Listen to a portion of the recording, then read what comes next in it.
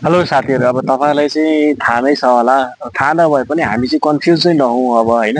नेपालमा बसेर पनि नेपालमा जुनसुकै ठाउँबाट पनि फेसबुकको कन्टेन्ट मोनेटाइजेसन उपलब्ध छ, मोनेटाइजेसन हुन्छ नै। अब तपाईँकोमा चाहिँ अहिले भएको छैन होला, तर कुनै न कुनै एक दिन हुन्छ र त्यसको लागि चाहिँ तपाईँहरूले क्राइटेरियाहरू पुरा गर्नुपर्ने हुन्छ।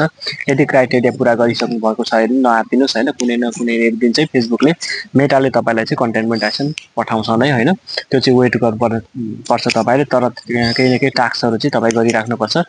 फेसबुकमा चाहिँ इन्टरेक्सन र एक्टिभनेस चाहिँ तपाईँले चाहिँ देखाइराख्नुपर्छ, जसको कारणले गर्दा तपाईँले चाहिँ फेसबुकले चाहिँ रिभ्यू गरेर तपाईँलाई चाहिँ पठाउँछ है त। अनि के अरे के छ त भन्दाखेरि चाहिँ मेरो फेसबुक पनि मोनेटाइजेसन भइसकेको छ र केही न केही $0.1 भए पनि आइरहेको छ होइन। तपाईँले पनि यदि $0.1 भए पनि र कुनै समयमा अर्थात् केही समयपछि चाहिँ यसको चाहिँ प्रतिफल चाहिँ राम्रै आउन सक्छ। त्यसरी चाहिँ त्यसमा नहिचकिचाइकन मोनेटाइजेसन गर्नतर्फ लाग्नुहोस् होइन।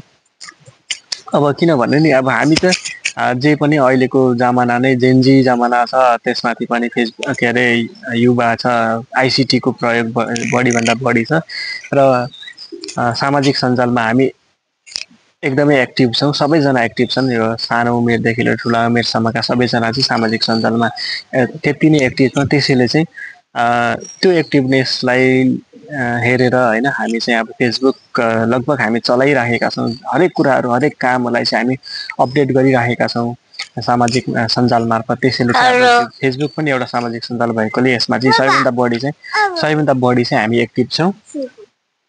त्यसैले चाहिँ तपाईँले चाहिँ फोटो हाल्नुहुन्छ, के अरे रिल्स बनाएर हाल्नुहुन्छ, भिडियो बनाएर हाल्नुहुन्छ, अथवा केही कुराहरू लेख्नुहुन्छ भने त्यो सबै बापत चाहिँ स्टोरीमा पनि तपाईँले केही अपलोड गर्नुभयो भने त्यस बापत पनि तपाईँले चाहिँ केही अर्निङ गर्न सक्नुहुन्छ क्या। त्यसैले चाहिँ यसमा कुनै पनि हिचकिचाइकन कसैलाई पनि कसैको दबाब पनि नपरि आफ्नो स्वेच्छाले जे तपाईँ गर्नुहुन्छ, तर रियल कन्टेन्टहरू हुनुपर्छ। यदि तपाईँले गर्नुभयो भने तपाईँको फेसबुक मोनेटाइजेसन हुन्छ र त्यसबाट तपाईँले केही आम्दानी, धेरै लाखौँ करोडौँ त नहोला होइन, तर केही न केही चाहिँ तपाईँको चाहिँ एउटा रमाउने माध्यम चाहिँ हुनसक्छ। केही चाहिँ एउटा सानो झिनो मसिनो सामान पनि तपाईँहरूले चाहिँ किन्न सक्नुहुन्छ। तपाईँको आफ्नो व्यक्तिगत जीवनलाई खुसी बनाउन सक्नुहुन्छ। त्यसैले चाहिँ फेसबुक मोनेटाइजेसन गर्नु होला सबैजना होइन।